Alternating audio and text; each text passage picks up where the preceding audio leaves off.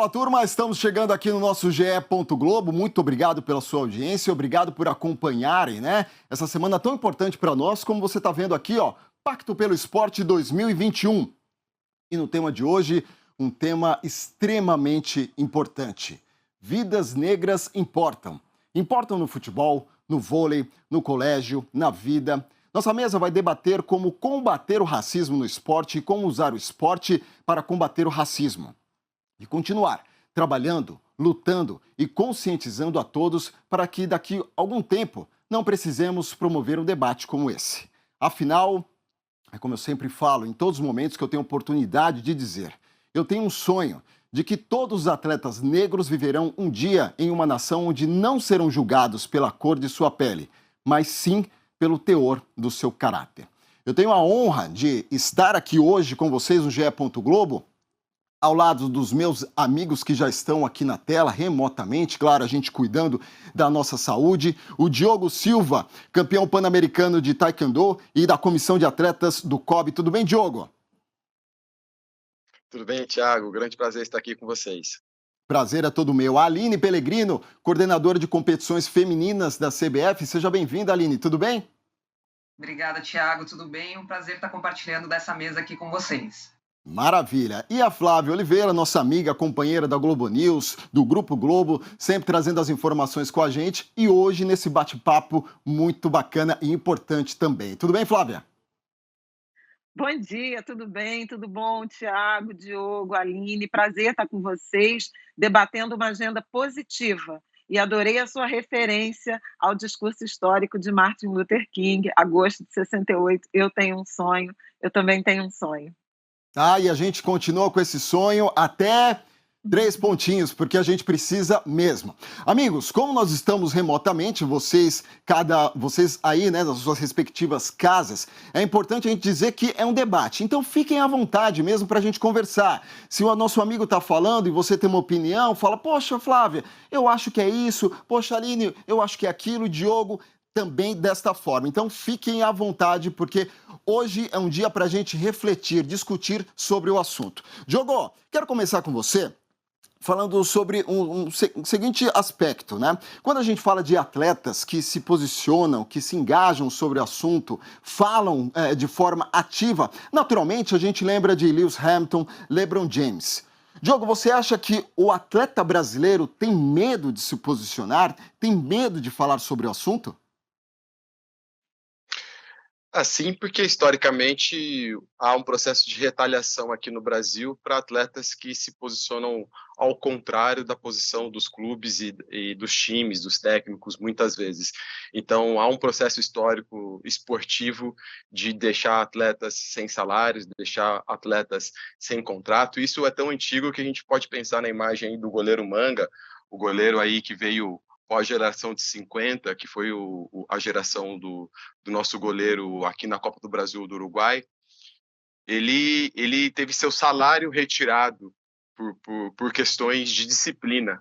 Então, se uma questão disciplinar pode bloquear um salário de um atleta, imagine se ele começar a se articular, começar a se posicionar e começar a reivindicar direitos. Então, o atleta brasileiro ele passou a ter muito medo de se reivindicar, mas hoje a gente já vê uma perspectiva totalmente diferente de grupos mais organizados, assim como esse que é o Atletas pelo Brasil, comissões dos atletas do Comitê Olímpico, comissões dos atletas das confederações, e dentro de coletivos, dentro de grupos, os atletas hoje conseguem modificar internamente questões importantes. Então, de uma certa maneira, Diogo, Flávia, Aline, fiquem à vontade também. Esse atleta, como você citou, Diogo, ele sente falta de um apoio.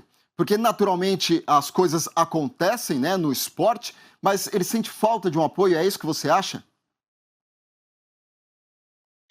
A gente pode pensar quais são os direitos que um atleta tem dentro do seu clube, dentro da sua equipe.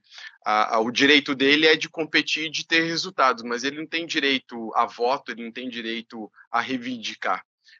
Ele, como cidadão, não tem a sua cidadania respeitada dentro da classe esportiva. O esporte é o reflexo da sociedade, então nós somos Exato. influenciados por todo o regimento, por todos os dogmas da sociedade. Isso acontece no esporte também. Tiago e Diogo? Fique à vontade, Flávia. Não, é que o Diogo falou uma frase super importante. Desculpa, eu já interrompi, já Não, baguncei ó, aqui é o assim que a Lourenço um gente pouco. gosta. Fique à Mas vontade. olha, não, é que o Diogo trouxe uma frase super importante, que é: o atleta é reflexo da sociedade onde ele está inserido. E acho que esse é um dado fundamental também para a gente refletir em relação a algumas omissões, né, de grandes nomes do esporte em relação, por exemplo, à agenda de combate ao racismo. Primeiro, o Brasil passou longo período em regime de exceção. A ditadura não foi brincadeira e o futebol, em particular, era inclusive usado como propaganda do regime autoritário.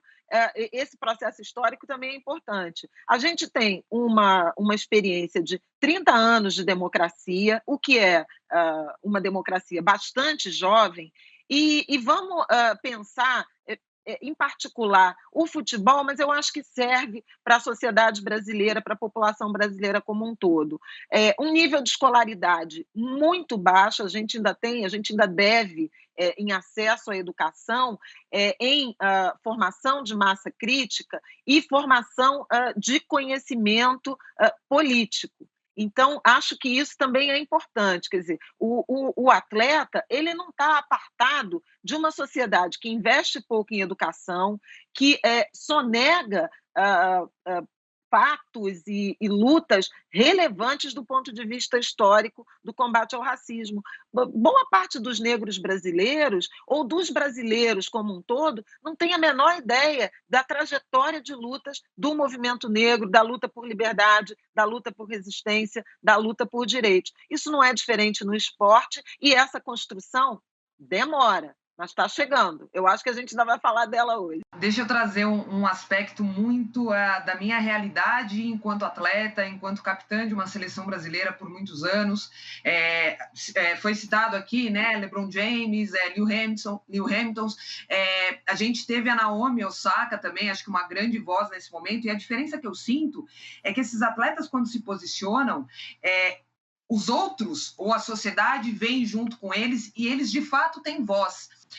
No Brasil, acho que muito por conta do que a Flávia está falando também, um pouco acho do que o Diogo quis dizer, parece que a gente fica esperando o Diogo, a Aline, a Flávia ser quem vai resolver os nossos problemas, e eu sinto falta dessa, né, dessa massa de vir todo mundo junto, que é o que a gente sentiu acontecendo quando LeBron James se posiciona, Lewis Hamilton se posiciona, Naomi Osaka se posiciona. Então, e acho que vai muito de encontro ao que a Flávia estava dizendo, de uma característica diferente da nossa sociedade e que eu ainda sinto que hoje entende que o racismo no Brasil não existe. Então, passa a ser muito mais complicado discutir um assunto onde a sociedade, de fato, acredita que não é um problema no Brasil, quando literalmente é um problema no Brasil. Então, eu, capitã, muitos anos da seleção brasileira, que fui essa voz ou essa porta-voz daquelas atletas, e a gente sente muito isso, que vai de encontro com o que o Diogo falou, o medo da retaliação. Então, aí você vai, é a voz daquelas pessoas, fala, então, pessoal, é isso, vou lá, hein, vou brigar. E aí você põe a cara ali para bater, a hora que você olha para trás, você não tem mais essa retaguarda, e aí começa a girar um ciclo vicioso no sentido de não se posicionar além da retaliação. Então, acho que a gente está numa discussão muito grande quando a gente traz essas comparações, que acontece muito diferente, né? Você tem um país, Estados Unidos, que entende que existe racismo, que os esportistas que estão ali se posicionando têm voz, e que essa massa vem junto. Então, acho que a gente tem muito ainda que construir e que crescer enquanto movimento no Brasil. Não, só complementando, né, de tudo isso que o Diogo falou, do que a Flávia e também que a Aline acabou de completar, entra muito pela sociedade. A grama do vizinho sempre é mais verde, né? Então a gente viu o que acontece nos Estados Unidos, nossa, que maravilhoso, vamos apoiar. Agora acontece aqui no Brasil, a gente não sente essa massa, como a Aline comentou. A gente não vê todo mundo batalhando pelo mesmo assunto, se engajando e tudo mais. É algo que, para mim, que é um reflexo, eu concordo muito com o que a Flávia comentou, do esporte, sociedade e esporte, é o que aconteceu nos Estados Unidos com George Floyd. Foi extremamente importante do que os Estados Unidos fizeram, né? Do que a população fez.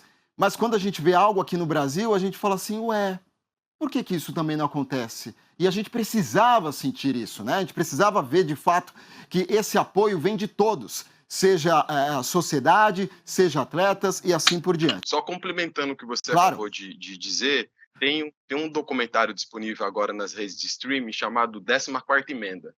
Uhum. A 14ª Emenda, ela vem nos Perfeito. mostrar, jogar foco de luz, porque os negros americanos estão tão avançados nas discussões, e porque os atletas estão tão avançados nas discussões, e porque o Brasil ainda parece que fica no bloco vai ou não vai, né? Chega perto e recua, chega perto e recua.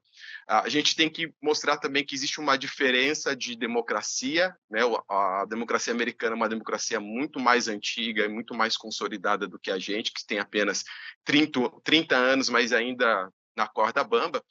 E a 14ª Emenda, primeiro que o negro americano, ele nunca foi aceito, né? Nós estamos falando desde da invasão da colônia britânica, né, no Caribe, né, nessas regiões que chega na Flórida, depois nos Estados Unidos, o país foi através da escravidão, né? A ascensão americana é pela escravidão, e a Guerra Civil Americana é exatamente nesse combate, que tem a imagem do Abraham Lincoln. Então, a 14ª Emenda, hoje, ela é utilizada para o americano entender o que é ser cidadão e o que é ter igualdade de proteção. É isso que o Vidas Negras Importam trouxe no ano de 2020, algo que há 3, 4 séculos atrás já estava em debate. Então, esse debate ele não é de agora, esse debate ele é longo, mas o conhecimento educacional que o americano tem, exatamente por ter um processo de nunca ter sido aceito, ter um processo violento do apartheid, ser apenas 13% da sociedade totalmente diferente de nós, ele já precisou criar plataformas educacionais e precisou brigar na justiça para poder ter acesso à universidade. Então, não foi nada orgânico. Eles precisavam criar suas próprias universidades, suas próprias escolas, sua própria rede de mercado econômico, para que eles pudessem estar vivos naquele país, porque eles não têm igualdade de proteção. Então, quando a gente passa a lidar com a Constituição, e essa Constituição traz o que somos nós, atletas, né? Os atletas também reivindicam, por exemplo, a profissionalização, a ter direito a salário, a ter direito ao 13º, a ter direito a salário férias, e a ter direito também de não competir em períodos de pandemia. Isso são direitos. Então, nós, como pessoas negras, temos esses direitos, muitas vezes, boicotados por esse organograma de poder chamado Brasil. Perfeito, Diogo. Aproveita para o pessoal que está acompanhando a gente no GE. Globo, dá um Ctrl+C, Ctrl+V, copia e cola e manda esse link para todos os seus grupos de amigos para eles acompanharem de fato o que está acontecendo neste momento, nessa semana no GE. Globo. Pacto pelo Esporte e Vidas Negras Importam. Aqui a discussão não é que o negro é mais ou é menos, do que o branco é mais ou menos. Não. Todo mundo é igual. Esses direitos que o Diogo acabou de falar, do que a Flávia também, do que a Aline, nós estamos aqui debatendo para todo mundo entender e ver de uma forma diferente o que acontece no esporte e na sociedade. Todo mundo, neste momento, precisa se unir. É por isso que eu falei, está agora no GE. Globo, é só você compartilhar esse link para todo mundo entender um pouquinho a mais, porque a gente está sempre aprendendo. Eu estou tendo uma aula com eles e você de casa, não tenho dúvida que também está atento. Ô Aline, essas campanhas que a gente vê da FIFA, as campanhas da CBF e tantas outras, elas são suficientes? O que está sendo feito institucionalmente? Eu acho que elas são um passo, eu acredito que as mudanças elas estão acontecendo. Obviamente que a gente precisaria que essas mudanças estivessem acontecendo num ritmo muito mais acelerado, mas é importante que esteja acontecendo. Então, vou citar aqui na CBF, em 2014, por conta de atos ali de racismo contra o Arouca e o Tinga, surge a campanha Somos Todos Iguais, que tenta trazer luz na questão de todas as discriminações, todas as formas de discriminações. Em 2018, ela evolui para o Todos Iguais, uma questão mais forte de publicidade, os árbitros carregam também essa campanha nos uniformes e tudo, Em 2019, essa campanha já tem a participação dos clubes, junto com o Observatório da Discriminação Racial no Futebol, e aí tem alguns leilões de camisetas autografadas para poder gerar recurso, né? Porque muito disso tudo também passa em como a gente vai conseguir os espaços para gerar as discussões, para que, né, engajar quem precisa ser engajado e a mensagem chegar. E aí veio com uma hashtag, né, chega de preconceito. Os regulamentos das entidades, né, o próprio Regulamento Geral de Competições da CBF, no seu capítulo 1, no primeiro artigo, fala de todas, né, de que o regulamento está ali para proteger também todos esses tipos de discriminação. Está ali. Como o Diogo falou, será que a gente tem essa força, enquanto até democracia, enquanto sociedade, de fazer valer? Mas eu sinto que as coisas estão acontecendo, mas é muito mais do que uma campanha, né? Eu acho que isso faz parte do processo. E o esporte, nesse sentido, ajuda. Então, uma campanha do Observatório da Discriminação Racial, sem, de repente, o esporte, ela tem menos força. Sem o futebol, então, que bom que o esporte pode ser essa voz que a sociedade tanto acompanha e que tanto reflete essa sociedade. Então, acho que as instituições hoje, é importante esse papel das campanhas, mas isso precisa ganhar força junto com a nossa sociedade, passa também por uma questão institucional, de governança, questão de que isso também é difícil você cobrar alguma coisa de alguém e a pessoa olhar para você e não reconhecer aquilo. Então, é mais complicado, mas eu acho que é um processo que a gente está avançando e eu tenho certeza que hoje poder estar discutindo isso já, se a gente olhasse 10 anos atrás, 15 anos atrás, não era pauta. Então, eu acredito que a gente está num caminho, mas que a gente só iniciou essa jornada, é um primeiro passo e tem muito a ser feito, e eu acredito no todo. Eu acho que quanto mais, enquanto sociedade, enquanto todos os esportes, enquanto imprensa, enquanto estamos falando aqui do pacto de empresas, né? Todo mundo junto, caminhando no mesmo local, com o mesmo objetivo, a gente ganha mais força. E falando especificamente do futebol, Aline, se você me permite, o Diogo e a Flávia também podem comentar, tem esse lado, né, Eu que quero. você... que a Aline comentou, do seguinte, o atleta ele precisa também entender da importância que ele tem na sociedade. A campanha existe, como você citou, da CBF, ótimo, lindo, vambora, vamos para frente. Mas o atleta precisa saber qual é a minha responsabilidade a partir do momento que eu entro em campo, em quadra e assim por diante. Não, é que eu acho que campanha é sim importante, tem um sentido pedagógico e de estimular o debate, por exemplo, nas famílias, nos meios de comunicação. Mas se a gente imaginar uma agenda de combate à desigualdade e ao racismo como uma escada, campanha é o primeiro degrau, né? E, de modo geral, o que eu vejo no esporte é que praticamente para nisso. Vamos lá, botamos uma faixa, fazemos um discurso, mas pouco se fala ou se avança em termos, combate à impunidade dos crimes raciais, dos crimes de racismo, e o esporte é tomado, né, de ofensa, de injúria, de racismo pelas torcidas, por alguns jogadores, dirigentes, técnicos. Então, tem um eixo aí da punição que é igualmente pedagógico e é pouco acessado. O outro eixo é da atitude positiva, da ação afirmativa. Esse termo ficou meio tóxico, meio cheio de resistência, mas é ação afirmativa no sentido de o que a gente precisa fazer para construir uma sociedade mais igualitária, mais equilibrada, menos desigual. Então, são medidas para acolher pessoas negras, dar oportunidades, por exemplo, no caso do futebol, para técnicos, né? Por exemplo, dirigentes, por exemplo, pensar em atrair públicos diferentes, mostrar na propaganda dos clubes, na composição de colaboradores, a diversidade, não apenas racial, mas também de gênero, mas também de orientação sexual ou identidade de gênero. Isso é super importante. O futebol é um espaço homofóbico também. Eu acho que a gente está tratando aqui de racismo, Mas veja que, de modo geral, um preconceito ele não caminha sozinho.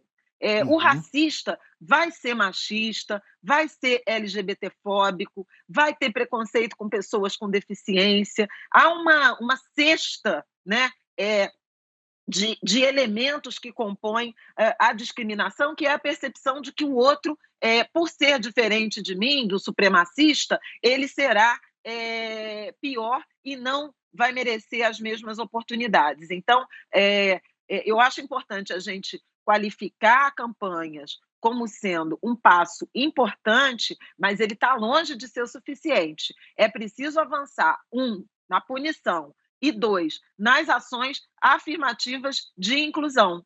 E nisso, CBF, as entidades esportivas, Brasil afora, e ouso dizer também, em várias partes do mundo, estão deixando a desejar.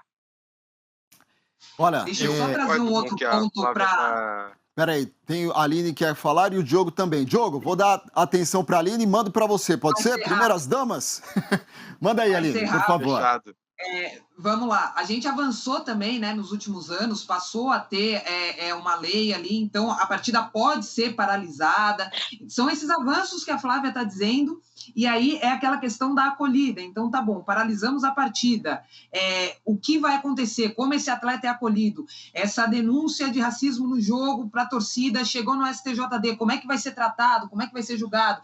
E aí é a hora que a gente precisa também exatamente como a Flávia falou, é um primeiro passo, tem um meio passo a mais, só que aí é essa sociedade que está tratando, às vezes, então, isso caiu na mão de quem para ser julgado? Qual que é a punição do clube? Então, o clube, ele ao mesmo tempo, é o meu atleta, eu vou dar o suporte. Quando não é o meu atleta, então, e aí a gente vai de novo ficando preso dentro dessa cadeia, mas eu acredito que as coisas, olhando assim o futebol, acho que avançaram um pouco, mas depende muito mais, né? Então, todo o resto, quem vai estar julgando isso, o quão rápido vai ser julgado, o clube, o que entende, esse atleta está sendo acolhido pelo clube também, e aí a gente às vezes vai esbarrando e percebe que a discussão é muito ampla, né?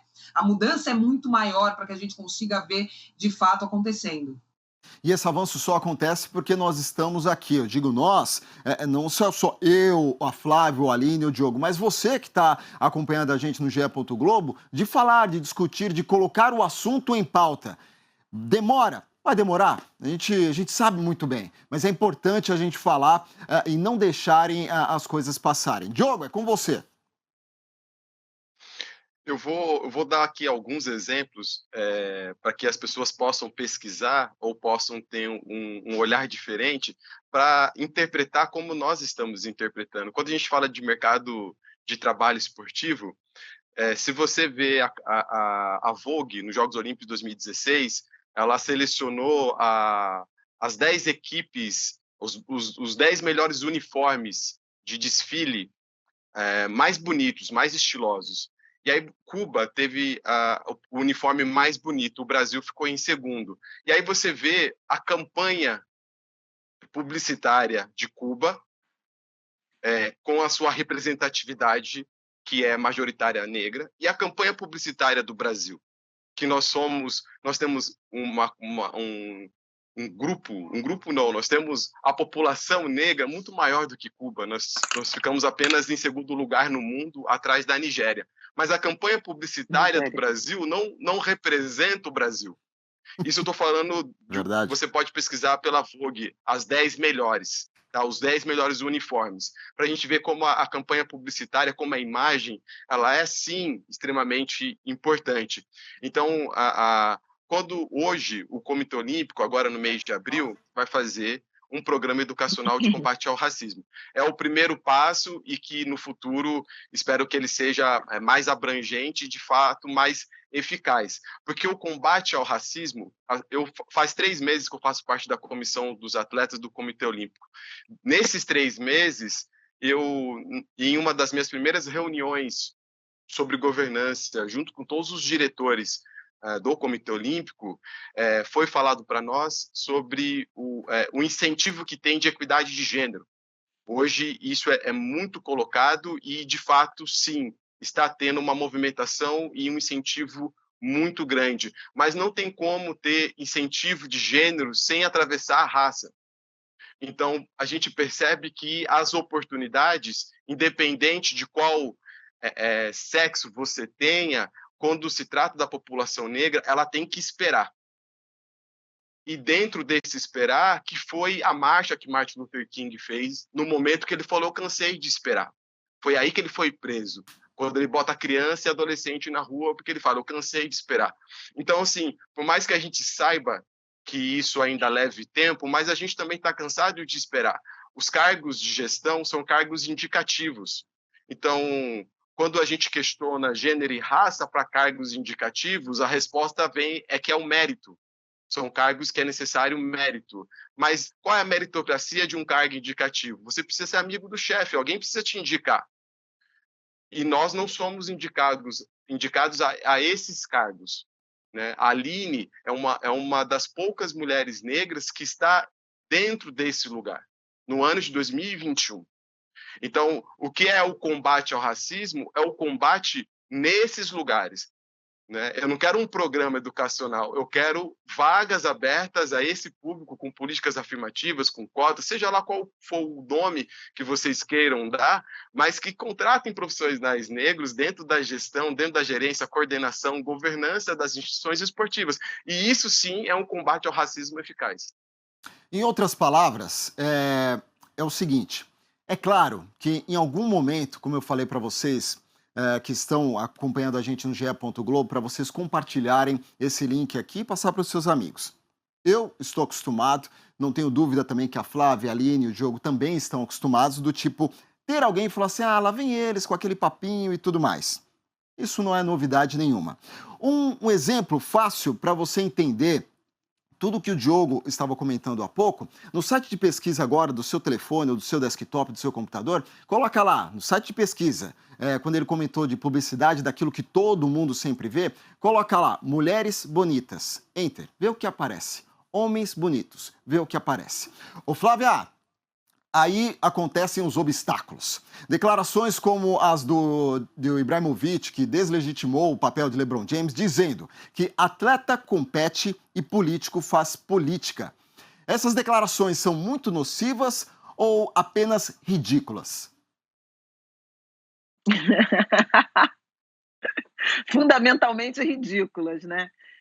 Perdeu uma boa chance de ficar calado, mas, na verdade, ela tem um sentido pedagógico, porque é o tipo de declaração que mostra um indivíduo absolutamente desalinhado com o seu tempo. Não entendeu nada, chegou na festa e não está entendendo o que está acontecendo no mundo. O clamor por posicionamento, por engajamento, ele é global e está expresso, por exemplo, nesse canhão de debate coletivo que são as redes sociais, para o bem e para o mal, né?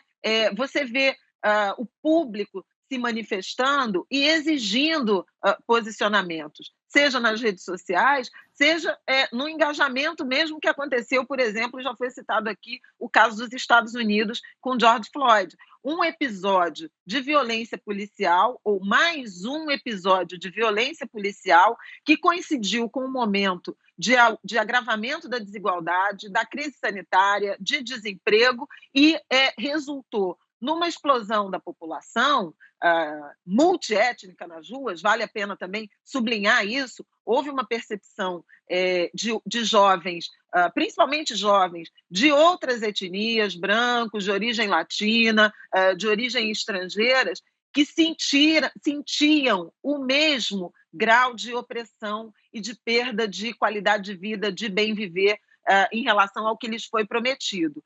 Esse movimento caudaloso que tomou as ruas, no fim do filme, levou, por exemplo, à eleição de Joe Biden e de Kamala Harris, a primeira mulher negra e de origem asiática vice-presidente dos Estados Unidos, algo inimaginável um ano atrás. Se a gente fizer um exercício aqui e voltar a nossa cabeça para março de 2020 e disséssemos que em março de 2021 a Casa Branca seria presidida por Joe Biden, democrata, e Kamala Harris, a ex-senadora, agora vice-presidente e presidente do Senado, muito provavelmente quem nos assiste estaria rindo, né? Era um exercício de futurologia inimaginável.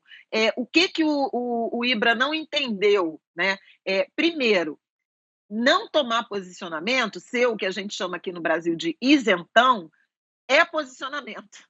É posicionamento de se omitir do debate absolutamente fundamental do seu tempo, da sua sociedade. E a segunda coisa, ele não sabe o que é o significado de atuação política, porque se posicionar politicamente não é se posicionar do ponto de vista político partidário ou do ponto de vista político ideológico. Atuar contra o racismo, atuar pelo direito à vida, pela liberdade, pela igualdade, isso está na Declaração Universal dos Direitos Humanos, gente. Isso não tem nada a ver com direita, com esquerda. Isso é ser humano, é exercer a humanidade. Então, foi uma bola forésima do artilheiro. O antigo artilheiro, o famoso artilheiro. Olha, agora uma pergunta para vocês três. O racismo no esporte, ele é velado, ele é estrutural ou é disfarçado por causa dos grandes ídolos negros? O racismo no esporte velado ele não é, né? A gente teve o caso do goleiro Aranha na arena esportiva do Grêmio lotada e ofendendo ele racialmente. Então, velado ele nunca foi. Na verdade, ele sempre foi recreativo, né? Os pais levavam seus filhos nos campos de futebol para ofender os jogadores, ofender os árbitros, e tudo ficava dentro de um contexto de piada. Então, velado ele nunca foi, ele sempre foi muito recreativo, está sempre ali o homem e a mulher negra no papel de entretenimento para que você se divirta com o nosso sofrimento. Então, esse sempre foi o racismo mais comum que está dentro de casa, dentro das famílias e dentro do nosso ambiente social. E a gente tem aquele racismo estrutural que nos impede de alcançar espaços de liderança. Então, o jogador de futebol, e também isso é o caso de todos os outros atletas olímpicos, esportivos, ele, num trabalho braçal, num trabalho de força, que jogar bola, ser atleta é trabalho de força, a gente é contratado, assim como quem era trazido aqui para o Brasil para fazer força na plantação de café, na cana-de-açúcar, e levantar o nosso país. Então, dentro desse lugar, nós somos contratados. Agora, em cargos de liderança, nós não somos contratados, e isso vem dentro de um racismo estrutural de falar que a população negra tem baixo nível intelectual.